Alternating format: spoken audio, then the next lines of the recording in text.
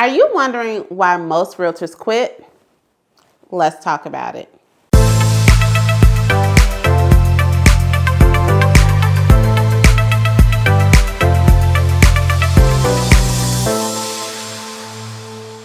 Hey everybody, it's Rosemary Lewis, your real estate bestie, and today we are going to talk about why most realtors quit. Now, before we get into it, and I'm not going to depress you, trust me, I'm just giving you some context, okay? Go ahead and subscribe to my channel. That way, every time we post a video, you will know all about it. And I particularly think that this video, not only will it be helpful for people who are considering getting in real estate because it's going to give you a different view of things to consider, but those of you that are already in real estate, right? Whether you are trying to figure out if this is a good fit for you or if this is a tough season, this just may be helpful, and I'm hoping that it will. So let's talk about it. Now, we've all heard that statistic that 87% of realtors leave the profession within the first 5 years. But why? And I was listening to one of my favorite podcasts yesterday, and they were even just talking about how many realtors have exited the business in 2023 alone. And the number was staggering, like over 80,000 realtors. Now, this differs from all of the people that we have seen that got licensed during 2020, 2021, during pandemic times. So we're just not really sure what this number is going to look like, because I will tell you that I definitely noticed that you have a lot of people that are exiting the business.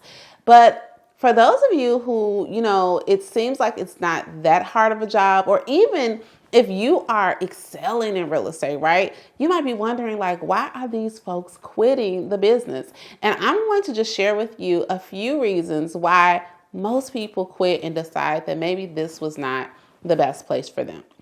So here's the first reason. It's harder than it looks, and I don't want to make that a blanketed statement, but I think that one thing that people discount with any profession, right, is that sometimes we don't really understand the level of work that it takes to have a successful business or to be successful at anything. I look back at when I was a kiddo, my mom made being a mom look relatively easy from my perspective, right? Because she was just kind of there and available to help with everything that I needed.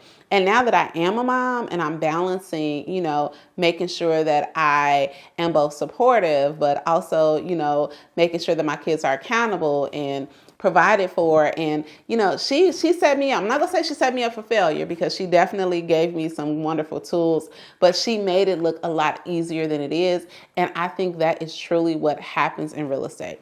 Add in the fact that for a lot of people, it just seems like a money grab. It's real easy to get these commissions, and you end up making more in one commission than some people have made in a year or half a year. It can be very attractive. But the part that we don't talk about is, everything that happens in between and how hard it really is to get to the closing table. Honestly, it can be very sobering, even for a realtor who is successful. There is just a lot that goes into it. There is a lot of time. There's a lot of effort. There is the fact that you have to be on all the time, that you are consistently in a cycle of earning new business, earning people's trust. And that is a lot harder than it looks. So I really, truly believe one of the biggest reasons why people exit the business is that the way that it looks on the outside, it is totally different on the inside. And that just doesn't work for every single person. Now, the next reason why we see realtors exiting the business is due to inconsistent income. Listen, just starting out, the statistic is that it may take you about 6 months to just close your first deal.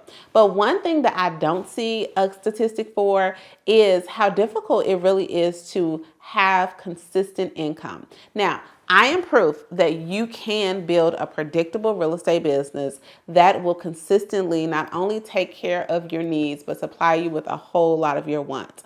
But the reality is that it takes time to build that. And unfortunately, everyone just does not have that time. So if you are considering getting into the real estate business, I do suggest having some sort of reserve and definitely operating your business like a business, showing up and doing your activities every single day. That is what is going to get you more consistent income. But it does take time to build, and unfortunately, everyone cannot wait. Here's another reason why people exit the business: due to lack of support. Now, I'm going to just kind of leave a blank right there because it could be lack of support from friends and family to support you. It could be lack of support from where you think a broker should be or a mentor. Honestly, there are a lot of unmet expectations when you become a realtor. I'm going to give you a little bit of tough love here, okay? Just because you become a real estate agent, guess what? Your Uncle Tommy, he knows you as the little cousin who works at CarMax. Or in my case, most of my friends knew me as a school teacher. So it took a while for me to establish myself in business before they felt comfortable using me for this very, very, very important financial decision. And even when it comes to brokers and things like that, yes, every broker is not created equal, and you definitely should be at a brokerage that is going to support you every step of the way. However, your broker is not your boss. And for a lot of people, just, the understanding that just because you became a real estate agent doesn't mean that everybody has to be your cheerleader and has to hold your hand. That sometimes is a tough pill to swallow. And, again, that may be a reason why people are deciding, maybe this isn't for me, because you expected people to support you. Now, I'm going to tell you a little thing, not real estate related, but long ago, my husband and I, we decided that we were going to open up this daycare. And I was so excited about it. And I just knew, I need an investor. And I just knew that my parents were going to invest in this business because, I'm their child and they want to help me. Well, they burst in my little bubble just to tell me that, we are so excited for you and we really want you to do your best. But that doesn't mean that we have to be the ones to invest in your business financially. And though it hurt me at the time, now that I'm much more mature, I really see that, they didn't know me as a business person. They didn't know me as a daycare center owner. And newsflash, I don't own a daycare anymore. So, I couldn't get mad that they weren't in position, and sometimes them not being in position was just saying they weren't willing to take that risk in terms of investing and supporting my business. So don't get hung up if people don't give you the support that you think you need. Sometimes we just have to earn it. And then sometimes, honestly, they may have other realtor relationships that they are supporting, and it will take time for them to, again, come to trust you in this way. But unfortunately, lack of support is one of the reasons I see people saying deuce to the business. Okay, here's another one. Y'all, this can be an emotional business, and I don't think that we talk about it enough.